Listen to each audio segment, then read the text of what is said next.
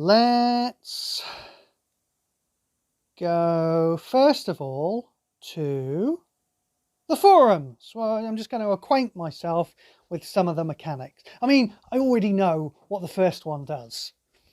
Pack tactics. I know what pack tactics does, but if I don't do just a little bit of a rant about what a fucking waste of time it is, you know, people are going to be disappointed, aren't they? Pack tactics is a Magic Puzzle Quest flavor version of pack tactics. It takes into account the total amount of power or the attacking range. In Magic, pack tactics is named trigger if player controls 2 or more buffed creatures at the beginning of combat. Now, I mean, firstly, I hate buffs, right? I just hate the concept of buff being a named mechanic. I like buffing things. I like giving things +8/+8. That's great. It makes them good as opposed to rubbish normally. But just the idea of writing buffed on cards. Oh, hello, Goz. Welcome in. Oh, my word. Oprasm, you're here as well. That's your name from now on.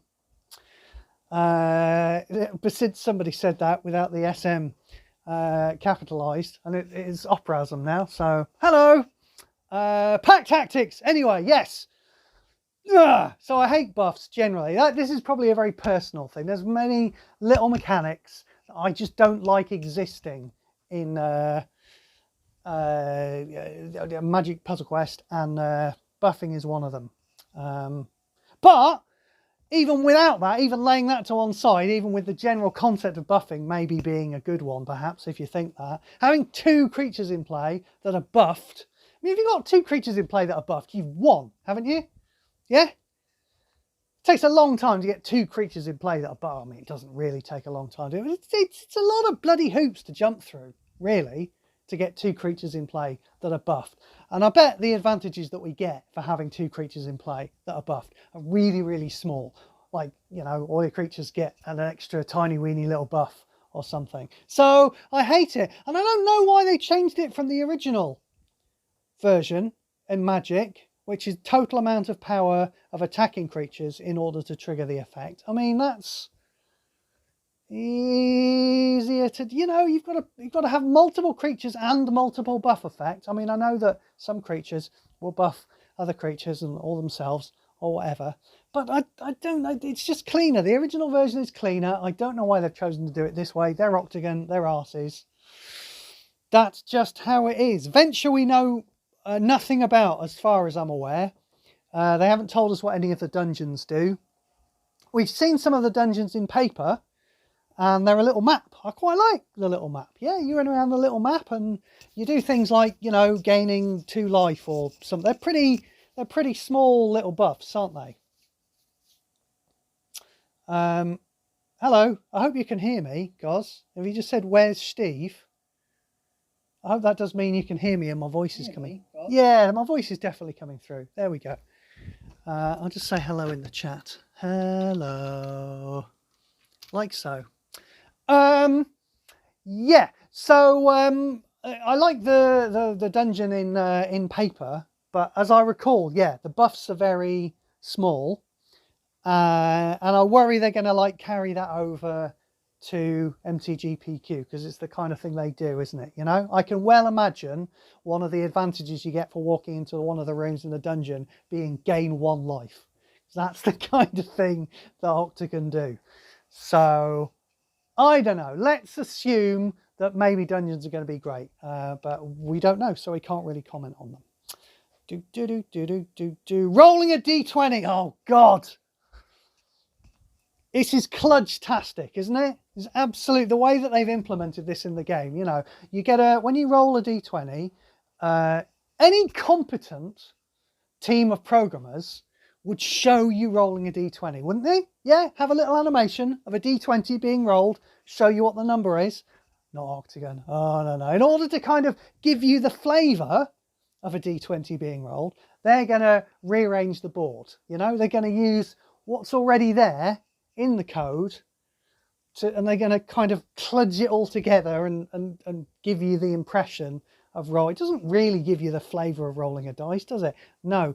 And then there's a load of nonsense here that I read earlier that I'm not even going to bother reading out again, about how D20 is an evergreen ability on Is it really an evergreen? I'm not sure it is an evergreen, is it? Because an evergreen is a specific type of creature ability now that is named in like objectives and things. Yeah, you've got to play 3 creatures with evergreens, or if you can have certain powers that steal evergreens off creatures and give them to other creatures. It's not really an evergreen. You don't really mean that, do you? But it's so, I don't know. I don't like the way they've done it. I don't think it's going to work. Matthew was saying this on the Slack earlier today. It's not going to work when it's released, and they'll fix it eventually. But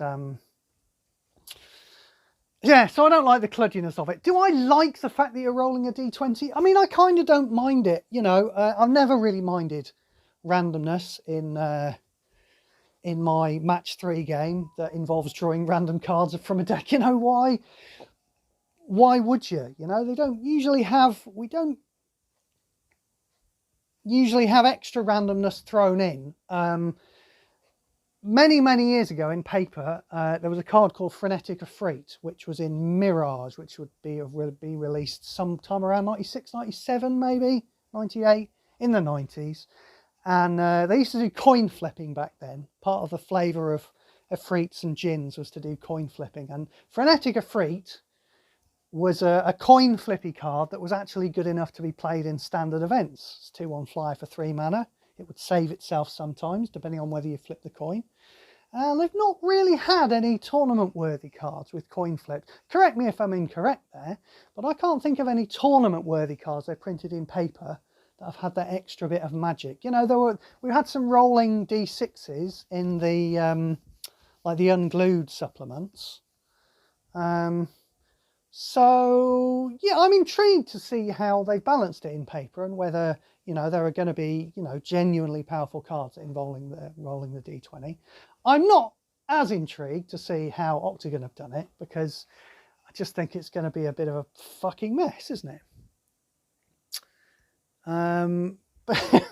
We'll see anyway. So that's the thoughts on the mechanic generally. Hired, I don't know about hired. I guess I don't have a problem. I mean, I kind of like the flavour of it, matching away a treasure and getting an advantage because of it. Flavour-wise, I kind of like the mechanic. But in practice, one of 2 things is going to happen, isn't it? Either there's going to be no treasures on the board, so it's going to end up like Activate 1 and just be a worthless piece of shit, yeah? Or, alternatively, there's going to be loads of treasures on the board and it'll be impossible to keep track of what the fuck is on the board. And I hate that. Given that we've got some events at the moment, what's that incredibly tedious event where loads of heralds just pop into play? You know the one I mean. Only you can't play with most of them, because if you try and put half of the ones that you put into play, just make you win too quickly. Yeah? It's got the Omen Keel in it, and is it Doomscar's Claimants? Who knows? It's something anyway. I think it might be Doomscar's Claimants. I don't know. Anyway, you're playing that event, aren't you? And you just, you can have a bloody Tybalt in play for about 3 turns before you realise it's actually there and it's fucking you up. Because, yeah, having the board full of supports, you don't really bother to check what they do a lot of the time, don't you? Scotty Bloodline? It's something like that, yeah. It's obviously a Kaldheim event, because it's Kaldheim that has heralds in it, isn't it? So yeah, that's my problem with hired, really, is purely from the point of view of how complex the board is going to get, or not, alternatively. So, but I don't mind it in theory. Let's have a look at some of these Planeswalkers. Now this really fucking annoys me. This little thing here. Yeah? We asked about what that was on the forum. And what they said to us was that it's alignments, isn't it? It's called alignments. They've given alignments to mono-coloured Planeswalkers, and it's to try and address the imbalance of power between mono-coloured Planeswalkers and multicoloured Planeswalkers. Now that's just arse, isn't it? They've just, as usual, they've just fucking pulled that out of their arse. Because if they wanted to make mono-coloured planeswalkers as good as multicoloured planeswalkers, they could actually balance them properly, couldn't they? They've got plenty of mechanics already there that they could tweak and change. You know, they could change the mana bonuses, they could change the cost of the loyalty abilities, they could change what their loyalty abilities do. So they don't need to give extra text that doesn't even fit on the fucking screen. You've got to press another button and get another screen up. Do they? If that's all it was, they wanted to balance things. No, all they want to do is make things more complicated because they like writing words on things because they think that makes it better, and it doesn't. It just makes it more complicated. So a little thought about this earlier, which is that I think they're doing it because maybe they've noticed that Magic Puzzle Quest isn't a very complicated game, because Magic the Gathering, paper Magic, has like an inherent, yes I am, has an inherent complexity that comes from cards interacting with each other. That's where the complexity in Magic paper comes from. You know, because straight away you start playing cards and you start attacking and they start blocking and, you know, everything starts mixing up. And I don't think Magic Puzzle Quest has that same level of interaction. When you think about it, most of the games you play in Magic Puzzle Quest, yeah, you either destroy it, literally everything that your opponent plays the instant it turns up on the board. That's my own strategy, is the control strategy of just blowing all of their shit up constantly so they can never stick anything to the board. Or you just play all of your stuff and ignore what your opponent does and just win and don't pay any attention to their stuff. There's a lot less interaction. And I think that, yeah, interaction in a game like this should come from cards interacting with each other. Complexity, sorry, should come from interaction. And I wonder if Octagon have noticed that there isn't any of that. And so instead they've just decided to just put as many words as possible everywhere, just to make everything really, really confusing to read. Actually, that's another. I did have another thought about it that I've just remembered last week, was that maybe one of the reasons they're writing all of these words on cards is to confuse people like me, so that I don't know whether cards are good or bad when I see them for the first time. So maybe I'll buy something thinking it's good and it'll turn out to be crap. That doesn't work for me because I don't buy anything. But, you know, some people buy things. So, and I've certainly put cards into a deck. And how are we doing? Yeah, half an hour gone and we haven't even started the set review yet. I'll definitely put cards into a deck thinking they do one thing and then discover, because they're that complicated, that, oh, you know, and because I'm a bit stupid as well. I mean, that's quite, I like the way that when you do that, we see when you talk, when you chat in Twitch, it doesn't come up on my screen, but Matthew there is kind of overwriting that, and he's chatting to me in he's chatting to me on Slack, and that's kind of popping up. It does mean that I've got, oh no, hang on, what can I do? Maybe I can just, if I take that tab and put it over there, I can have Slack and I can have that chat open at the same time. Very good. Yes, well done, Steve. This is fascinating radio. This is what everyone's come for.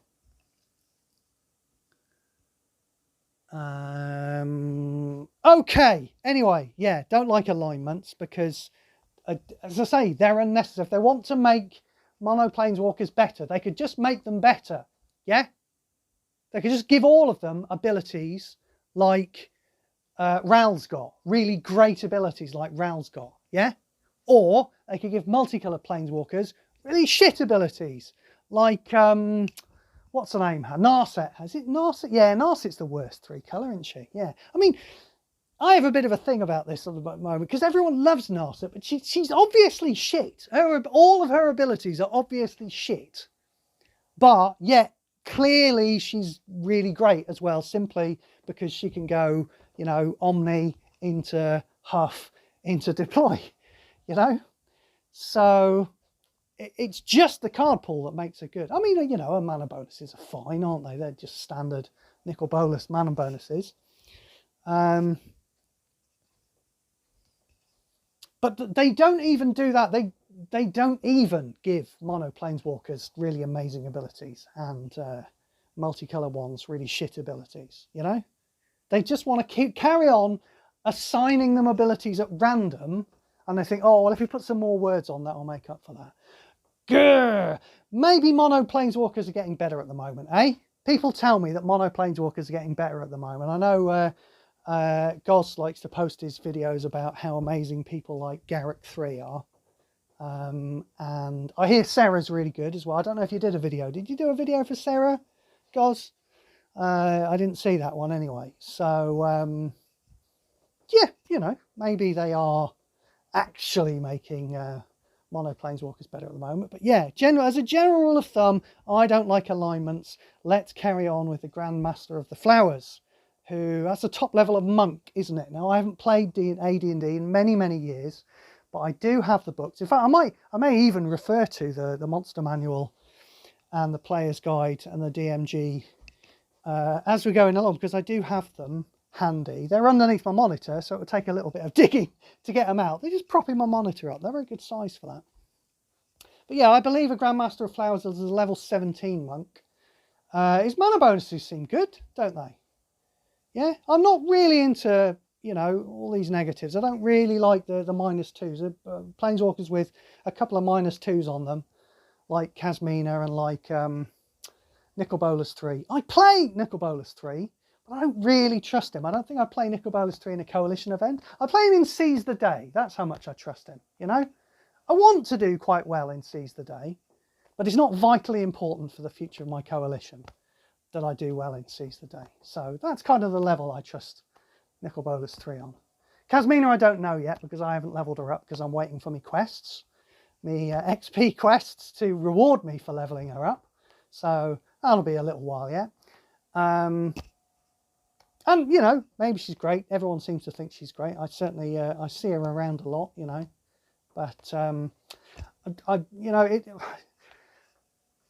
the decks that people post and say, oh, look at my amazing Kasmina deck that proves how great Kasmina is. I mean, they're all playing Song of Creation. And, you know, playing Song of Creation doesn't really prove how good a Planeswalker is. Does it? No, don't think so. How are we doing? We're going to have to scale this up a little bit. Platinum scales. You see what I did there? Scale, yeah?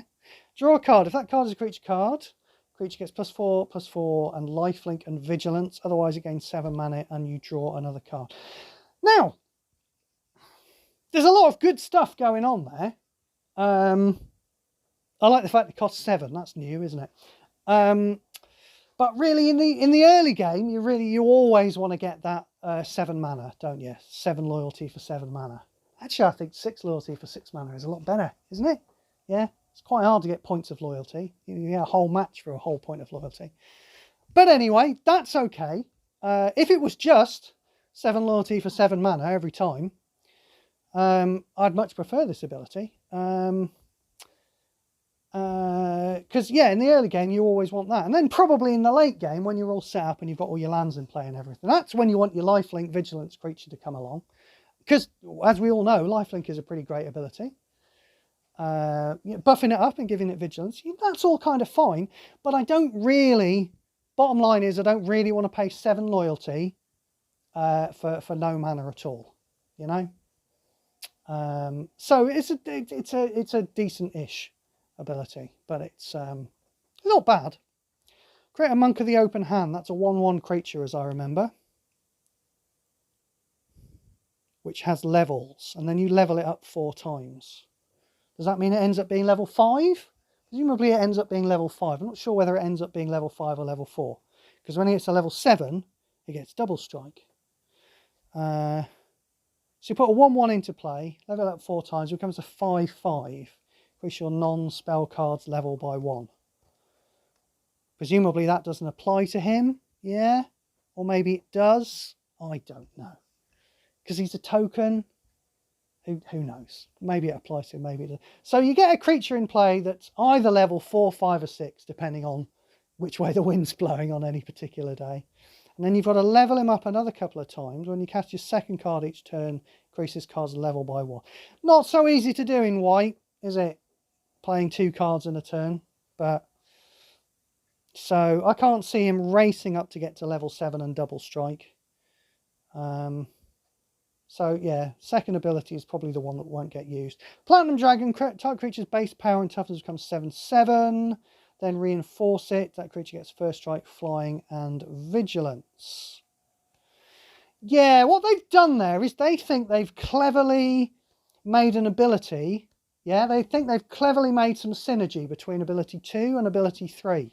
And really, playing both ability 2 and ability 3 takes so much loyalty that it's not really going to be worth doing in the long run, is it? I think you're supposed to make... What? No, but why? No, but the whole point of me putting that on my PC screen is so that I can see what that... Matthew's just said something to me in Slack, but it hasn't come up on my PC screen. So, and I don't want to go off this screen because I'll get all confused if I swap around the screen. Anyway, yeah, don't like his third or second, and his first is probably okay, but I can imagine myself getting really annoyed if I use it twice in a row and get 2 creature pumps. So we're not interested. Moving on, Morden Kanan. He had a Faithful Hound, I believe. Did he have a Faithful Hound? He was like, he's been making spells for a long, long time in advanced in the world of Dungeons and Dragons. So let's see what he's got to say about himself. Draw up to 2 cards. Funny. Pick one of the first 4 cards in your hand, then roll a d20. Pick one of the first cards in your hand. Okay. Exile that card. It gains half its mana. It gains full mana. Okay, so I can completely discount it gains full mana, can't we?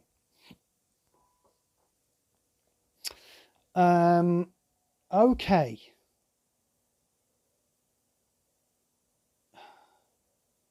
So we're drawing 2 cards, and then we're presumably picking a card in our hand that we don't care if it dies. But if we don't care if it dies, I don't really see why we want to put mana into it. Again, it's not the most awful ability I've ever seen, but it's certainly not exciting, isn't it? You know, you want an ability like Rels that, like, you know, puts mana into a card that you actually want to bloody use. Create a Faithful Hound. Oh, here we go. Faithful Hound, yes. Magic user spell. Create a Faithful Hound, roll a d20. Let's see what the Faithful Hound... Oh, it's a 1/1. Hooray! And remove all buffs from the first opposing buffed creature. Okay. I don't care. When this creature enters the battlefield, it gets +2/+2 for each card with a different name in your... Oh, hello! No, that's not bad, actually. Yeah, so it's going to pop into play and it's going to be like a 10/10 or so. That's quite a large thing. What, for 12 mana? And then you roll a d20. Your illusion creatures get flying or unblockable, flying, unblockable, or hexproof. Right, none of those abilities really matter, do they? If it's going to have flying, why does it need unblockable? Why are you even wasting our time with flying and unblockable? Give it fucking menace as well, why not? Go fucking hog wild. It'll be a laugh, won't it? Give it menace, why not? Nothing blocks anything, Octagon. That's the way you've made the game. Nothing blocks anything anyway. All these avoidance abilities, pointless. So you're paying 12 loyalty for a 10/10 creature, essentially. Which is okay, I guess. Not really what I want to be spending my loyalty on in a blue mage. But guess it's okay. Penultimate Cogitation. Create a Morden Kane's Penultimate Cogitation token. Emblem. When you cast a non-copy spell card, roll a d20. Copy a card that gains half its mana, copy a card that gains its full mana. And then blah, blah, blah for never happens. Okay. I mean, that's pretty good, isn't it? Yeah? For the first time, a non-copy spell card for the first time, it's going to get half its mana and maybe the other half of its mana. Yeah, okay, whatever. As ultimates go, that's a reasonably decent one. I mean, it's not going to launch into an unending combo like certain modern Planeswalkers we can mention, but, you know. Then exile your hand, draw the first 6 different cards from your library. These cards gain half their mana. I mean, yeah, okay. I like that. It's not as good as Tammy's, is it? You know? Like drawing 6 cards and pumping your mana bonuses to high heaven for a while. I'd rather do that, I think, than do this. But it's okay. In short, Mordenkainen is okay, and I highly suggest that nobody wastes their money on him. Moving on, Lolth. Groovy. We're getting some proper names, aren't we, in this set? Knowledge of the Underdark. Create a Demon Wed Pits. What's that do? Emblem. When a creature dies, gain 2 loyalty. A waste of time. That creature is a non-token creature. Create a black spider token, which is a 2/1 with menace. Just menace. Give it flying as well. Give it flying unblockable. Why not? If this support has the darkness... Jesus Christ! It's like fucking reading one of those choose your own adventure books, isn't it? If you want to roll a d20, turn to page 92. When create X black spider tokens. I still don't know what the darkness emblem is, do they? It's equal to that creature's toughness. Right, okay. Presumably everything else is written on the card. I can't see anything else there. Draw 2 cards. So creating that token, I've already forgotten what it fucking does. Right, it gives you some loyalty and maybe gives you a dude if something dies. Gives you a replacement dude. Draw 2 cards, then you may lose 6 life if you do. Look at them! Look at them using if you do properly. I'm so proud of them. Honestly, I am. If you do, the last 2 cards in your hand gain 6 mana. Ooh! 12 mana for 6 loyalty. I'm very, very intrigued by that. You get a random thing. I mean, that seems like a good ability, doesn't it? How much life she got? Did she say? No. Oh, yeah, 118. Yeah, that's high enough to lose 6 life every so often. Yeah! I think I like that. Draw 2 cards, last 2 cards in your hand. That'll be the 2 cards that you drew. Gain 6 mana. Yeah, solid ability. Destroy target opposing creature. Oh, she seems quite good, doesn't she? Yeah? Eager to play with Lolth. I'm not surprised you're eager to play with Lolth. I got halfway through reading and I'm already quite excited. Then, create a copy of Drider on the battlefield. Hasn't bothered to tell me what Drider is, has it? No, doesn't want me to know what Drider is. It'll be some kind of spider. It's probably got reach, hasn't it? Spiders have got reach. That card gains the Darkness Emblem. Okay, so is that the only place the Darkness Emblem is coming from? So we've mentioned the Darkness Emblem on the Demon Web Pits, even though it's only coming from this one place. Each player loses 6 life. Okay, well, destroy target opposing creature is fine for 12 loyalty, you know? All extra fannying about, whatever, you know. And there's part of it's a creature. Yeah, I thought Drider would be a card from the set. It'll be like the way that Ajani puts one of those life-gaining pumpy guys in. You know what? Oh, Drider! Hello, somebody's posted Drider for me to look at. When this creature deals combat damage to your opponent's planeswalker, create a black spider token. And it's got menace. Creature's the Darkness Emblem. Your opponent. Okay, that's a fairly reasonable creature, actually. I mean, I wouldn't obviously pay 12 mana for it, but to have it plop into play when I'm already destroying target opposing creature, I'm quite excited by Lolth, by this mono black planeswalker with too much text on her. Honestly, seems pretty fucking great. Let's see what Demon Web Pits does. Create a Demon Web Pits token again. Okay, then that support gains the Darkness Emblem. I thought it was creatures that blew up when they got... If this support has the Darkness Emblem. Oh, right. Okay. Right. I see. So I was thinking that if a creature blew up that had the darkness emblem, but no, it's if you play the minimum version of it, you get loyalty and a replacement creature, not so good. But if it has the darkness emblem, you get more creatures. Okay, still not particularly interested actually in the Demon Web Pits. Then that's what it starts on. Your creatures gain Berserker, Death Touch, and Double Strike. Okay. Yeah, whatever. You know, that's just a thing, isn't it? I'm not going to build a deck around a third ability. I'm going to build a deck around the first two abilities. Quite excited. I've noticed we've not been looking at the mana bonuses. I think they're all the same, aren't they? If we just go back, scan 5, 4, 3, -2, -1. Yeah. All the mana bonuses are, and that's a pretty good spread of mana bonuses. Yeah, I think I cut myself off when I was halfway through talking about how I don't like Planeswalkers with 2 -2s on it. But all things considered, that's a pretty good spread. You get to play some fairly decent cards with a mana spread like that. So I'll go with it. Yeah, I like Lolth, definitely so far. Who have we got now? Zariel. Lolth is the best of the bunch so far. Archduke of Avenue. Fallen Solar, roll a deal 20. Your creatures get +6/+0 and gain haste. Destroy 6 non-red gems. Now, yeah, I'm a little worried about D20 abilities like this. Because perform one of each of the effects, gain 6 loyalty. Whatever.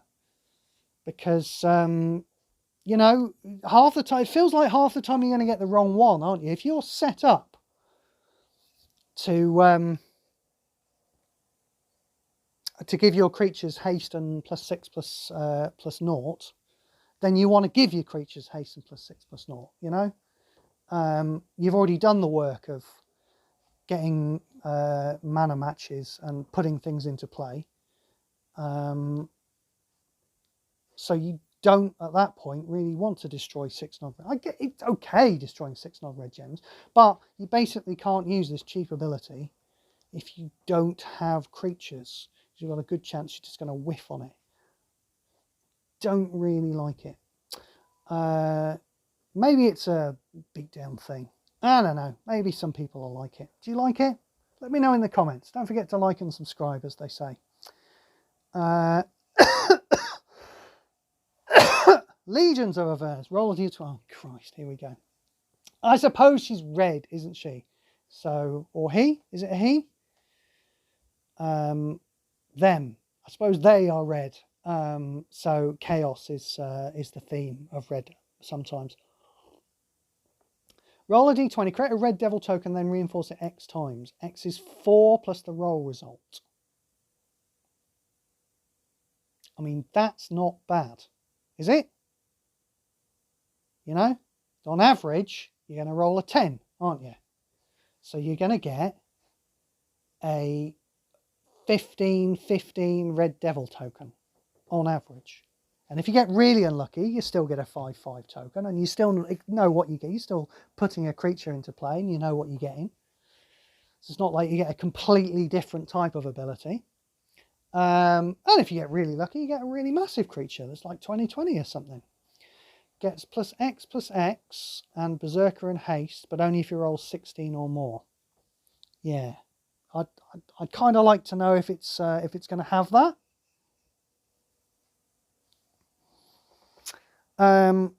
Yeah, so putting a large creature into play is okay, but it's not really something generally that I want to do. You know, I've got large creatures in my deck. Thank you very much.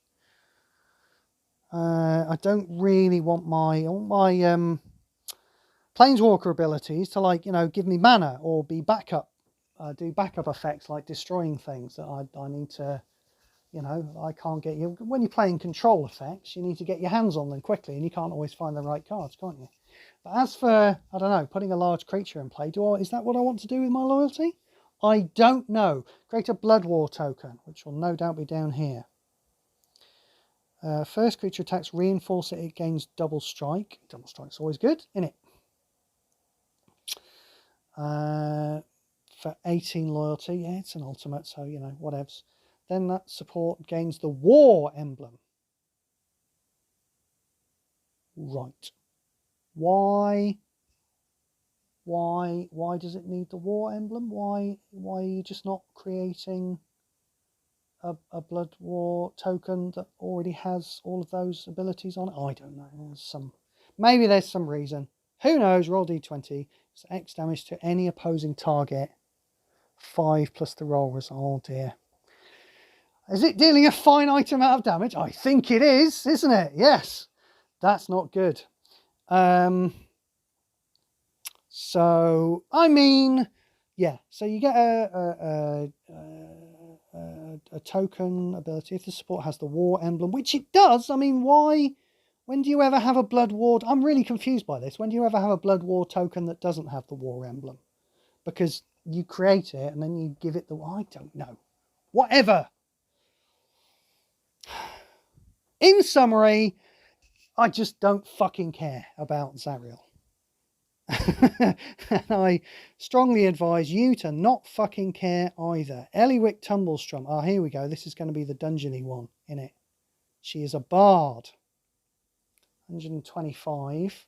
Venture into the dungeon. Well, yes, we don't really know what this is going to be like. I would wager, like I say, I think these dungeon abilities are going to be crap. I think they're going to be things like deal 1 damage to something and gain 3 life and things like that. So let's pretend that venturing into the dungeon basically doesn't do anything, shall we, for the moment? So you're drawing a card. If you have the dungeon spells, create 3 cards. So you're drawing a card for 6 loyalty. Bit crap. Pick one of the first 4 different... This is a nice cheap second ability for 9 loyalty. Pick one of the first 4 different cards from your library. Fetch that card. Gains half its mana. If it's legendary, you gain 9 life, then 6 loyalty. Wow. So for an aggregate of 3 loyalty,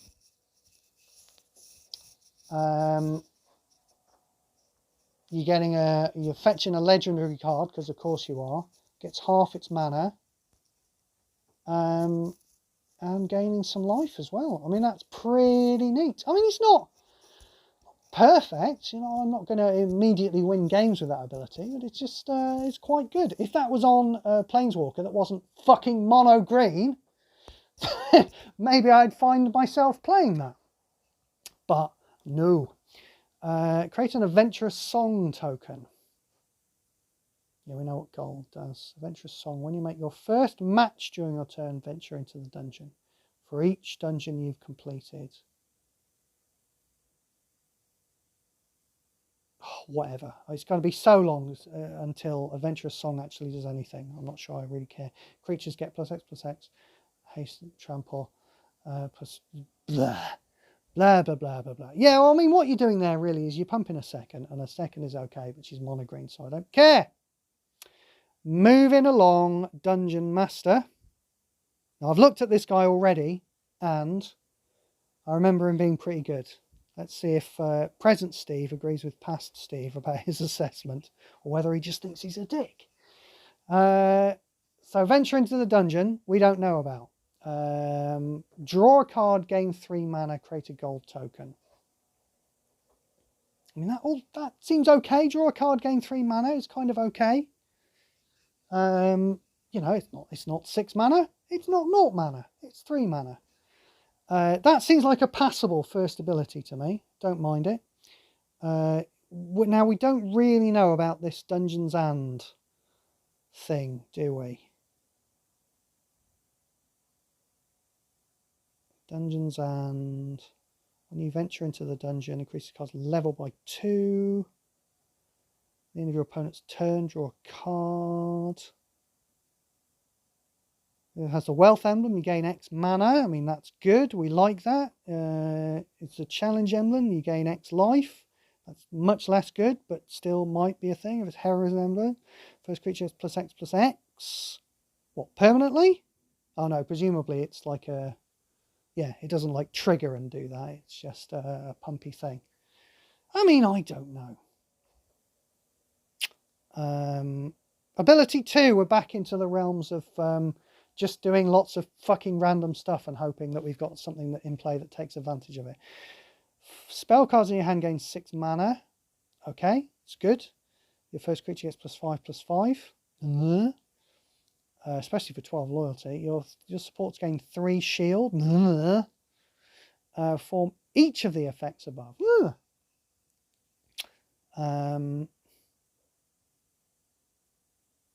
Yeah. So, you know, we need, if we're going to use that, we're going to want a couple of spell cards in our hand, and we're going to want a creature in play, and we don't really care about our supports gaining 3 shield, do we? That's kind of a nothing. Oh, yeah, it'll stop them dying, but it's definitely kind of a nothing ability. Perform each of the effects. Then your dungeon support gains the challenge emblem. Oh, I see. So you get to control which emblem it is. So clearly, it's always going to be the wealth emblem, isn't it? Because you're never going to use the second ability, and you're hardly going to get to use the third ability.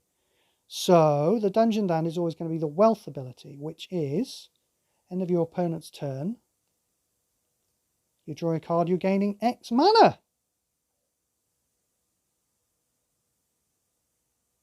Oh, okay. So that card you're drawing for 6 loyalty on the first ability, that's gaining 3 mana, it's also gaining some extra mana. Yeah. I mean, he's sounding pretty good, isn't he? Even though his second ability is arse, he's generally sounding pretty good. His third ability, I immediately spotted this one when I was reading through him before, because he gets you a full party, and of course we're all going to have to, when standard rotates, get used to a world where, oh yeah, oh hello, Madren, sorry, I didn't notice you come in there. I've been quite distracted by the sound of my own voice.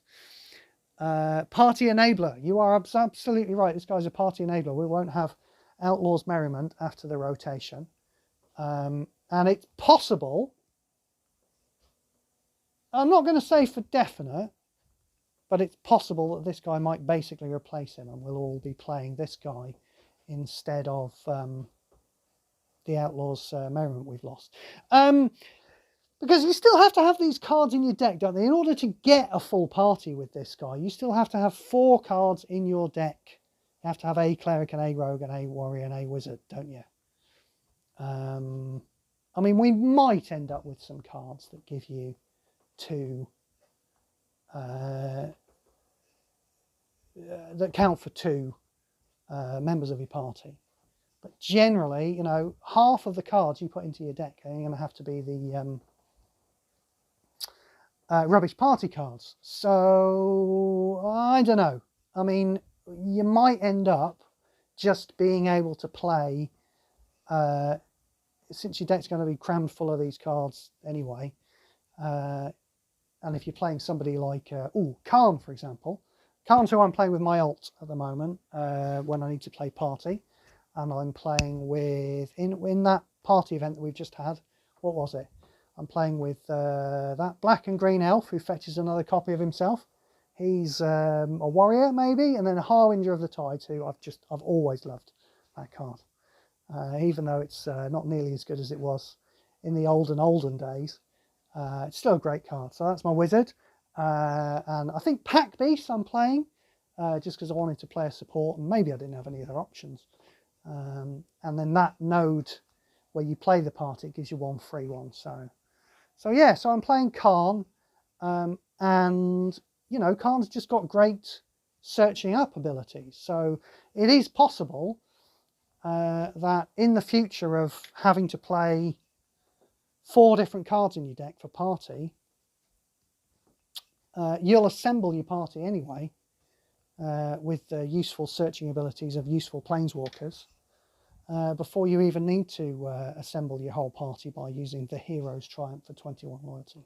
Still, it exists, and I mean, really, it feels like an addendum to his first ability, doesn't it? Because his first ability just seems very boss, doesn't it? Because, pardon me if I'm incorrect, but you're gaining that mana every single turn, aren't you?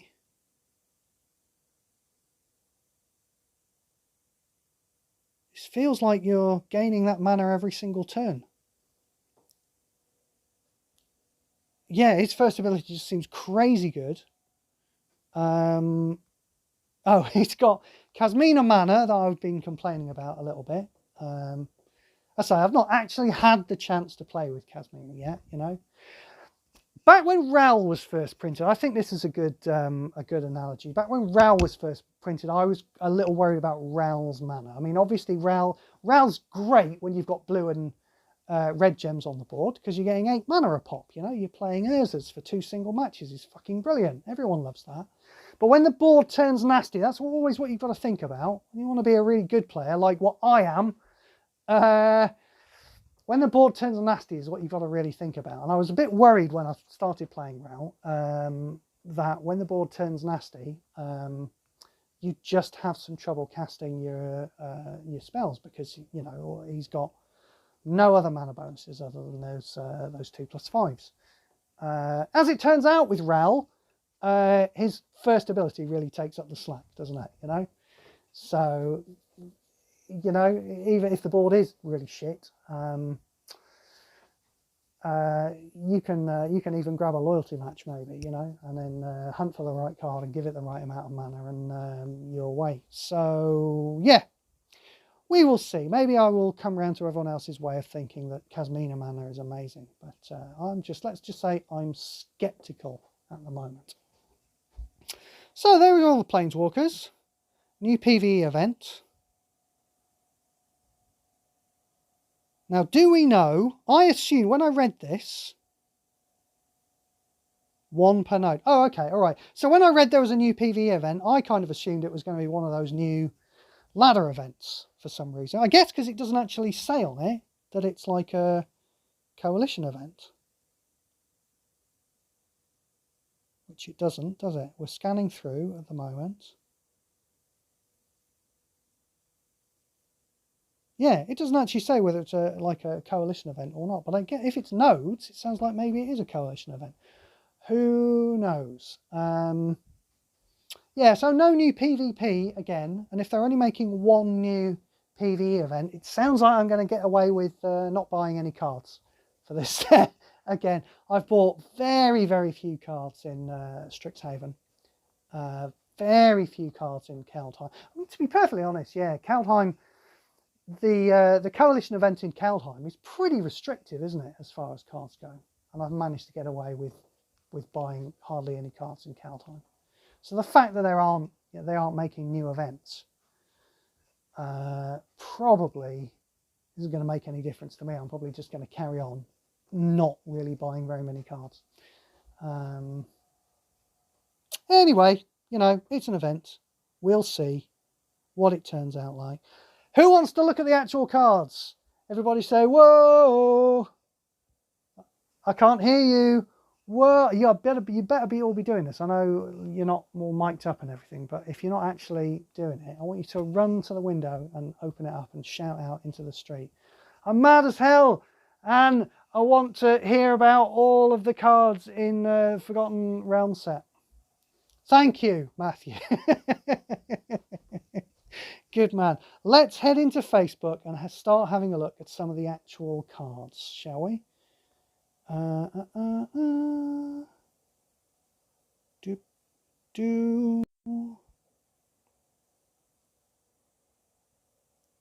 Off in Facebook app and chat pause due to scroll. No, I don't want that. Now, I tested this earlier today and I think we should be able to scroll through all the cards. Okie dokie. +2 mace? What the fuck kind of name is +2 mace?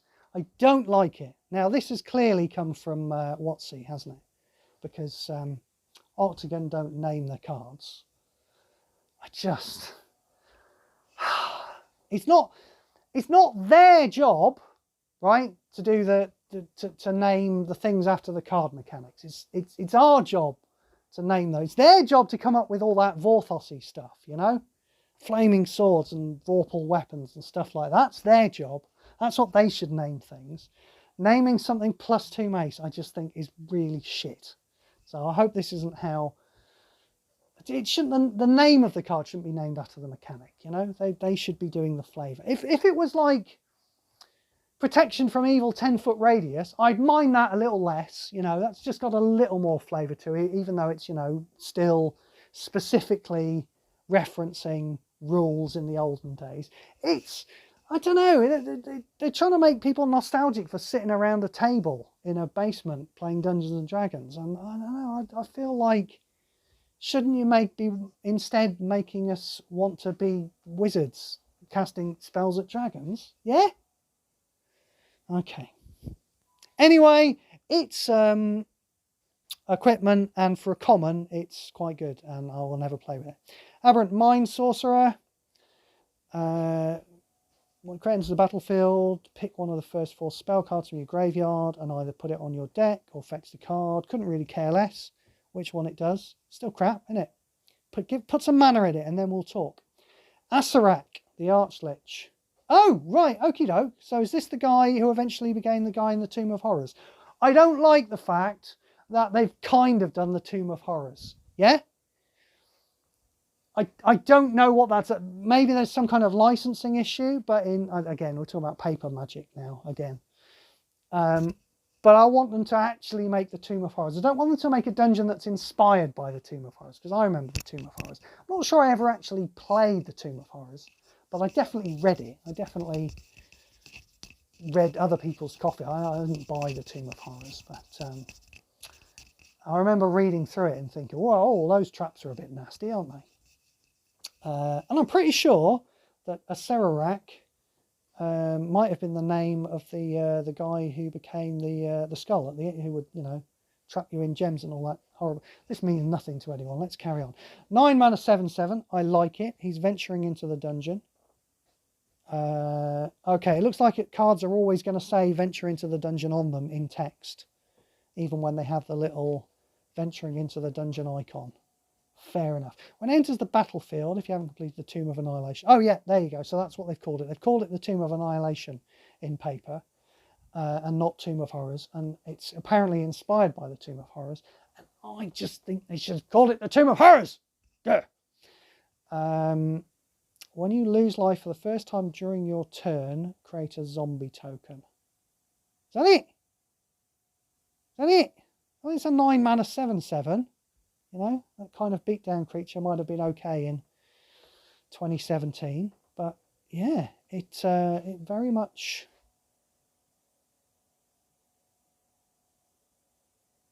When this creature, hang on, when this creature enters the battlefield, return this card to your hand, then venture into the dungeon.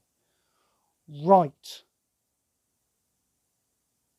Well, that's even worse, isn't it? That's just, so you're paying 9 mana to progress through a dungeon. And we're pretty sure, aren't we? I am, anyway, that progressing through the dungeon in and of itself is going to be a bit shit, isn't it? I'm not impressed. Moving on. It's too expensive, and it's got lifelink, which is okay, but it's too expensive. Red Dragon. When this creature enters the battlefield, deal 5 damage to your opponent's planeswalker. Oh god, he can't even shoot a creature. Rubbish. Arcane Investigator, roll a d20. Oh, God. I hate this set already. This is a shit set, isn't it? This is I think you can all go now. There's no point staying. It's a shit set. That is my set reaction. I don't need to look at any more cards. The end. Goodbye. Draw a card. That card gains 2 mana. Yeah, whatever. Pick one of the first 4 cards of your library. Card gains 2 mana. And then put the others on the bottom of your library. Okay. Rubbish! Rubbish! Asmodeus the Archfiend is a creature that's definitely too expensive and too small to have Berserker, I'll tell you that much. When you draw a card, discard a card. Oh dear. That card gains buried X. X is the card's base mana cost. Okay. Well, he doesn't have any way of playing those cards, does he? Let's see. When this creature attacks, draw 2 cards, which he then immediately discards. Okay. When this creature dies, all cards with buried in your graveyard gain Y mana, you lose Y life. Why is this creature's... Why, yes. Why is this creature's power? I agree. Why is it? Yeah, it's the standard problem with buried, isn't it? Is that it's too hard to put mana into the buried guy. You know, even if you have this guy and he's reinforced, he's still not going to cast it himself out of the graveyard, and he's a tenth of the cards in your deck. So yeah, generally I don't like it, unless there's some other, unless they're going to give us some other ways to put mana into buried cards. Not really interested. Baleful Beholder. Now, why is a Beholder uncommon? See, but the Beholder is still presumably the absolute poster child of D&D monsters. Yeah? But man, is it good with heart. Yeah, okay, whatever. You bloody combo players. I don't even know what Harness does off the top of my head, so I'm just going to have to take your word for it that a 6/6 creature for 14 mana is absolutely broken with Harness, and there's no other better way of breaking Harness. Whatever, if you say so, then fine. Back on the Beholders. Yeah, it should be more rare. They shouldn't make uncommon Beholders. It feels wrong to me. Creature enters the battlefield. Your opponent controls 2 or less creatures which you control gain menace. Whatever. Otherwise, destroy an opposing enchantment support. If you can't, your opponent loses 5. It's just an array of really dull shit. I'm not surprised this Beholder's only uncommon, to be perfect. The other Beholders probably laugh at it. Oh, there's Barry. Yeah. Oh, you're giving some creatures menace, are you, Barry? Yeah, I'm just disintegrating these adventurers over here with my third eye stalk. Not even my main eye stalk. I'm sending that lot to sleep, just disintegrate. But you carry on giving some creatures menace, Barry. Yeah, it's great. It's fabulous. Yeah, I'll see you at the party on Friday, yeah? All right, ta-ra. Bar the gate. Drain 8 mana. Yeah, we don't like draining. Don't like drain. Why are they still making draining spells? We don't like them. Barbarian Class. So this is a new type of thing, the class. It's an enchantment. I'm guessing that means that all the other Beholder all the way at... Oh, I would have clicked on it and... Oh, God, I don't even care. It'll come up. It'll come up. See, this is what I was worried about, getting lost. There we go. Let's carry on with the Barbarians. I'm guessing you're saying that there's another Beholder in the set, and that's good. And I hope so, because this should be a good Beholder, really. This support can't be reinforced. Okay, interesting. Pack Tactics. Increases card's level by 1. Ooh, if the card's level is 3 or more, you creature get +1/+1 and haste. So I've already got 2 creatures in play, and they're already buffed. And you expect me to be excited by the fact that this is going to give them an extra +1/+1 and haste. Whatevs. When this card level becomes 5, oh, they all get menace as well. Oh, fucking great. Barry, yeah, you'd like this. Yeah, you're all about the menace, aren't you? Yeah, just fucking check the menace out on this, boy. When you roll a d20, you may ignore that roll's value and roll again.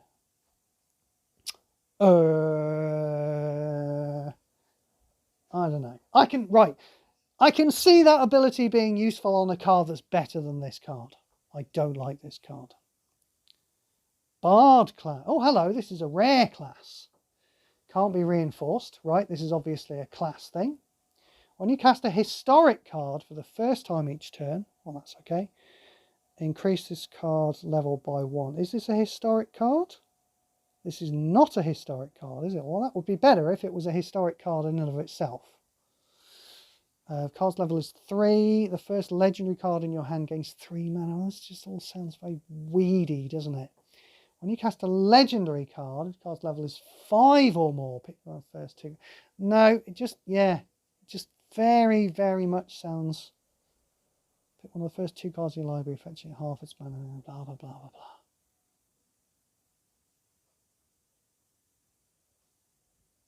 So I'm questioning the can't be reinforced thing now.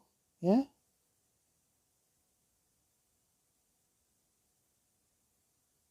You have multiple versions of these things in play. I mean, I still don't think it's very good. You know, I mean, you know, great if you've got 3 Bard class cards in play and they're all level 3. But it's going to take a while to put them into play, you know, and before you've got 3 Bard class cards in play, you've got 2 Bard class cards in play, and before that you've got 1 in play, and you're not, yeah, I don't really get it. I don't really get the whole can't be reinforced vibe that's going on with these cards. Can anyone enlighten me what the hell that's got to do with anything? Moving on, Barrowin of Clan Under. The Under clan. Venture into the dungeon. Okay. 10 mana 4/4. Okay. When it attacks, if you have dungeon spores. Okay. Battlecry Goblin. Begin combat on your turn. Creatures you control have the Goblin subtype. One might almost say Goblin creatures. Get +2/+0 and haste. Create 2 Goblin tokens. Right. So you're saying if I have 2 creatures in play and this 3rd creature in play, and I suppose he could be one of the creatures that's pumped up, then I get to create some 2 Goblin tokens. Why? I suppose they get haste and they get... No, shit in it. Moving on. Black Dragon. I'll figure out some way to elucidate further on random cards like this and why they're bad in the future, but I'm not going to spend a long time staring at that one, trying to give a good reason why it's bad, because you all know why it's bad. Black Dragon, target creature gets -3/-3 until end. Just stop writing until end of turn on cards like this. Is a real bugbear of mine, yeah? Giving anything -X/-X, it's even worse than damaging things, which is already a bad effect. Yeah? The only reason it says -3/-3 until end of turn is because that's how paper magic works, but Puzzle Quest doesn't have to work like that. You can give things -X/-X permanently, and it would make more of a difference if you're making your opponent's attacking creatures. I still wouldn't play with this card. I never want to see -X/-X until end of turn on a card ever again. I'm going to scroll now, and there's going to be another one, isn't there? Blue Dragon. Oh God, it is as well. Oh Jesus Christ! Target opposing creature gets -3/-0 until the beginning of your next turn. Each opposing creature gets -3/-0 until the beginning of your next turn. Yeah. I mean, okay, all right. It's more of a blue type effect to not permanently. You know, on a black thing, I'd like to permanently reduce the power and toughness of things. It's not a very blue effect to permanently reduce the power of things. I don't know. Maybe it could be. Yeah, make it better. Bad. It's bad. It's a bad card. Brazen Dwarf. 7 mana 1/3. How exciting. When you roll a d20, deal 2 damage to your opponent's... I wouldn't wipe my fucking arse with this card. This effect could trigger up to 2 times per... Well, thank God! Just think of the chaos that would happen if you had a Brazen Dwarf in play and you triggered it 3 times in a turn. Just think how fucking broken that would be. Think how scared you would be of that. Ooh! Fuck off. Brynor Battlehammer. 5/3. Target creature you control gains... Oh, God, just don't... You know my thoughts on bravery. I don't need to go there. The beginning of combat on your turn. The first creature gets +3/+0 until end of turn for each equipment support you control. I mean, I feel like saying he's okay for an uncommon. You know, it's okay for mastery. Yeah, you know, whatever. I mean, it's so much better than Brazen Dwarf, and yet still, you know, not generally playable. Yeah, you'd master it. You'd master that. It'd be fine in a deck that you're mastering. Cave of the Frost Dragon. Here we go. Now, we've noticed that land supports are getting worse again, aren't they? Here we are paying 9 mana to convert 2 gems to white. And I feel like I'm not misreading the the mood of the room to say, haven't we got used to getting a few more gems converted than this? You know, all the Zendikar ones, they're all giving us, you know, most of the Zendikar ones were giving us 3 All the land-forming ones are giving us 3 gems, you know, and plenty of cards, other lands are giving us 3 gems. And even if we're only getting 2 gems off land-forming cards, at least we've got another card effect of casting the card in the first place. I mean, I wouldn't really play with... I have played with, what's it called? Silundi thingy? Whatever it's called. The blue one, anyway. I've played with the blue land-forming uncommon. But only because I had to for objectives. So, yeah, it feels like a bit of a step back. Which I wasn't expecting, given that we've just had Erixmathes, which is just an uncommonly, astonishingly powerful land, with a conversion of 4 and 4. Here we are back to 2 again. If there are 10 or white gems, first creature gets +4/+4 and flying, and menace, and it becomes a dragon. So yeah, I mean, it's lands are always okay. Lands that do this are always okay, but we're used to a higher power of land at the moment, I think, aren't we? So something.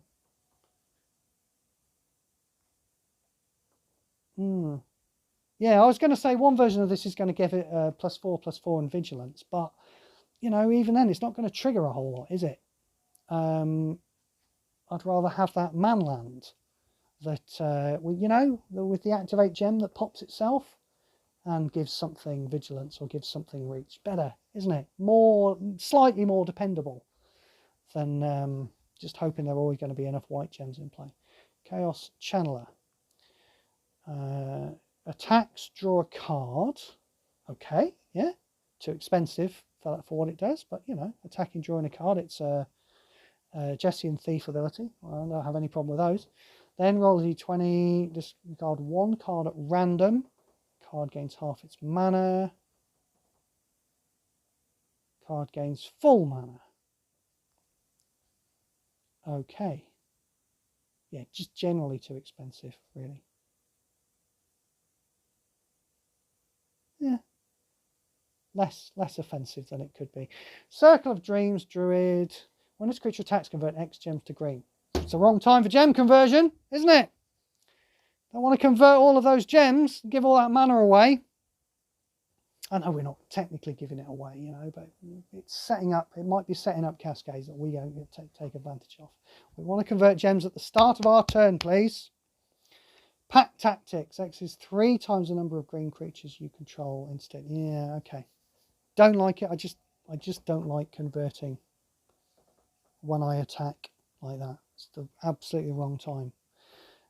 Creature dies, venture into the dungeon, whatever the fuck. Oh god, am I giving it? They're sitting there, aren't they, at Octagon? They're sitting there. Oh yeah. When this creature dies, are you listening? When it dies, yeah, you venture into the dungeon. How's it going to die? You said, well, listen to this. It's shit and it's got berserk. That's why it's going to die. What a fucking great design that is. I am dining out on that today. I've done my work for the day. I've designed the shit out of a common card. Let's go for nibbles. Fuck off. Cleric class. Can't be reinforced again. You gain life for the first time each turn. Increases cards level by 1. Well, you know, it's easier to gain life every single turn, isn't it? By simply having a lifelink creature in play than some of the other classes we've looked at. Increase your level by 1, then you gain 3 life. Levels 3 or more, target creature you control gets +1/+1. Ugh. Pick one of the first 3 different creature cards from your graveyard, turn it to the battlefield. Gain X life, creature toughness. I mean, you know, yeah, that's a good level 5 ability, but it's level 5, isn't it? You can't build around a level 5 card because it might not get to level 5. Don't like it. Cloister Gargoyle. This creature attacks, venture into the... Oh, 1/5. Vigilance. Oh, now this one's a bit better than the 4/3 with a berserk, so we better make it uncommon. As long as you have dungeon spoils, this creature gets +4/+0 and flying. Right. Pile of shit. I mean, the problem is we've seen the Brazen Dwarf now, haven't we? So when a card called like Cloister Gargoyle comes along, you know, my natural is to say, well, it's not the bottom. This should be the fucking bottom tier of cards. This should be the worst card that I see today. And it's nothing like it. And it's just very depressing. Compelled Jewel. Target creature you control gets +4/+4 and gains Berserker until end of turn. I feel like we've had that before. Had that before? I mean, I don't like it. I don't like fighting, and that's a worse version of fighting. So, what did we have recently? We've had. Oh, hello. What's happened? What have I done to my phone? Nothing. Things just changed colour for a bit. Everything's fine. Primal something. It's an X spell, and it gives something +X + something, and it fights a creature. But then it's not common. So yeah, it's good common cards. So apparently they have to make that absolutely fucking worthless. Contact other plane. Roll a d20. Not even any other effect at all. We're just getting straight into the random effect that you cannot count on. Draw 2 cards. Pick 2 of the first 4 cards from your library. 2 of the first 4 cards of your library. They gain 3 mana. So you're just really drawing 2 cards for 7 mana. Too expensive. Dancing Sword. While on the board, your first creature gets +4/+2 and double strike. That's quite a bump, actually. When your first creature dies, you may exile this support. If you do, return the first creature card from graveyard to the battlefield under your control. This creature's base power and toughness increased by +4/+2, gains double strike and flying. It becomes a construct. Okay. Yeah, it's alright, I suppose. It's a little bit on the expensive side. I don't mind giving things double strike. You can finish games with double strike. It's not going to be anybody's favourite card, is it? It's alright. I guess it's alright. Dawnbringer Cleric. If you have more life than your opponent. Yeah, that's not a sentence I want to see on a card. I don't mind it on that fucking angel that all you people like. What's that thing? Yeah, if you've got all of your life, then you smack them in the face and they lose half their life. Yeah, all right. So I guess it's okay on that. I'm not going to play it in an event because I might not have full life, but it's okay. It might let me play Training Grounds quickly. But a card like, oh, hello, where's me? Oh,